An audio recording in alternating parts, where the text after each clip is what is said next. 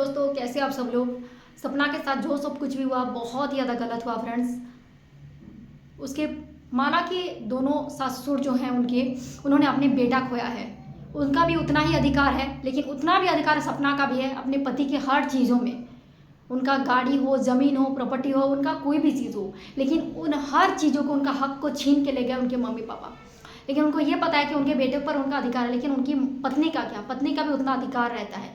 बच्चियों का उनका बच्चियों तक को उनके पूरे जिम्मेदारी से सब कुछ, उनके हर प्रॉपर्टी से छीन लिया गया।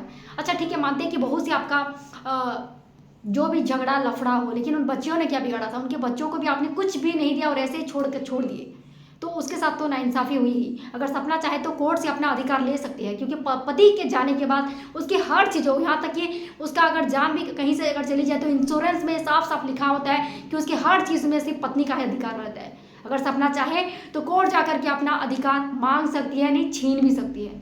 लेकिन सपना ऐसी औरत नहीं है। उसने साफ साफ कह दिया, मैं अपनी बच्चों को हर चीज़ दूंगी, हर वो खुशी दूंगी अपनी खुद की अर्निंग से, ना ही इनसे छीन कर या इनसे मांग करके। अगर मैं ऐसा करती तो बहुत पहले कर सकती थी, लेकिन अपने चैनल से, वाईटी से अपनी अच्छी खासी अर्निंग करके अपने बच्चों को हर वो भविष्य दूंगी, वो भी सिर्फ सिंगल रह करके। ये कहना है सपना का, और वो हर औरत के लिए एक मिसाल बन चुकी है, जो पति के गुजर जाने के बाद अबला औरतों की तरह जो रोती रहती हैं, उनके लिए बहुत अच्छी एग्जाम्पल सेट होती है कि पति के गुजर जाने के बाद भी आप खुद के दम से अपने बच्चों की अच्छी खासी परवरिश कर सकते हैं।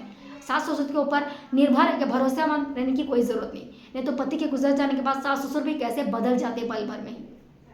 और सास ससुर ने जो गिरगिट की तरह रंग बदले हैं, जब तक सपना का इस्तेमाल कर सकते थे बहुत अच्छे से इन्होंने सपना का इस्तेमाल किया, उसके बाद इन्होंने सपना को छोड़ दिया और उससे हर वो चीज़ ले गए। गाड़ी जो सूरज जी के अपने नाम पर कर रखी थी, सास ससुर के नाम पर करी हुई थी, पत्नी के नाम पर नहीं। तो सूरज जी तो जो उन्होंने धोखा दिया पत्नी को, राजवीर जी ने भी 25 लाख का चेक जो था वो अपने माता पिता के नाम लिख करके दे दिया था। ना ये कि मेरे जाने के बाद मेरे पत्नी और मेरे बच्चों का क्या होगा। तो बेटों ने बस माँ बाप का फर्ज को समझे और निभाते चले गए। ये नहीं कि पत्नी के नाम को छोड़ दे कर को अगर हमको कुछ हो गया तो इंश्योरेंस जो होता है वो भी शायद कुछ नहीं। तो उन्होंने पत्नी के नाम पर भी कुछ नहीं छोड़ा था, इसीलिए उन्होंने बहुत अच्छे से सब कुछ यूज़ करना है कि बेटों ने तो सब कुछ हमारे नाम पर छोड़ दिए थे। 25 लाख का चेक, गाड़ी भी सूरज ने हमारे नाम पर छोड़ा हुआ था, तो इन्होंने बहुत अच्छे से उसको इस्तेमाल कर रहे हैं। तो रही से सपना को ही सब कुछ झेलना पड़ रहा है, क्योंकि पतियों ने उनके नाम पर कुछ भी नहीं छोड़ा।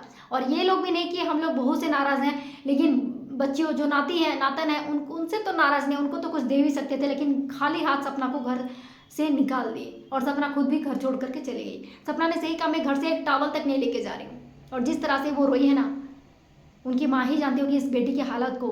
जिस तरह से वो सिकड़ करके सब कुछ जैसे उसने खो दिया हो, बस उसके हाथ में खाली हाथ कुछ नहीं बचा, जिस तरह से रोई है उसकी माँ ही जानती होगी उसने क्या, किस दौर से वो, किस दुख से वो परिस्थिति से गुजर रही है।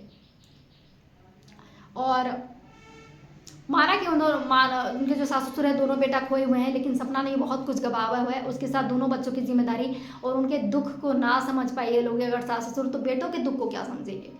तो ये वीडियो आपको कैसा लगा फ्रेंड, आप लोग जरूर बताएगा। और सपना के साथ दीजिएगा, जितना हो सके अपने आप से सपोर्ट करिएगा, क्योंकि अभी इस वक्त उसको सपोर्ट की ज़्यादा ज़रूरत है। वीडियो पसंद है तो please make sure friends subscribe कर दीजिएगा, क्योंकि हमारे चैनल में ज़बरदस्त और सही रिएक्शन सबसे पहले आपको देखने को मिलेंगे। Thank you so much, love you all.